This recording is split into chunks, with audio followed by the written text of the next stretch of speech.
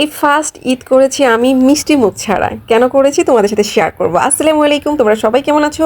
আলহামদুলিল্লাহ, আমরা তো সবাই ভালো আছি। সবাইকে ঈদ মোবারক।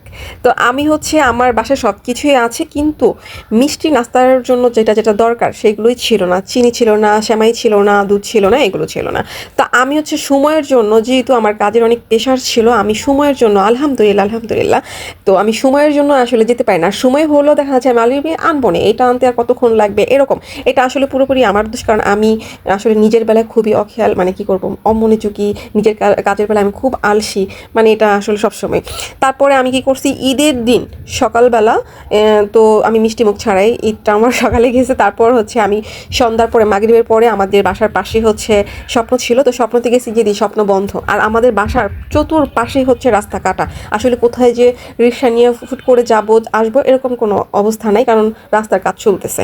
তারপরে আমি লাস্ট ফার্মাতে গিয়েছি। লাস্ট ফার্মাতে ছিল, খোলা ছিল, ওইখান থেকে সব কিছু যা যা লাগে সব কিছু টুকটাক, আসলে ওরকম কিছু না, টুকটাক ছিল না, আমি কিনে নিয়ে আসছি।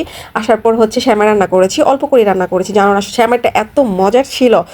আলহামদুলিল্লাহ, মাশাআল্লাহ, আলহামদুলিল্লাহ, অনেক মজার ছিল। তো সবাই অনেক অনেক ভালো থাকবা, আমার জন্য দোয়া করবা, আমার পুরো পরিবারের জন্য দোয়া করবা। আমি সবার জন্য দোয়া করি, আল্লাহ তাআলা যেন সবাইকে অনেক অনেক ভালো রাখে, সুস্থ রাখে।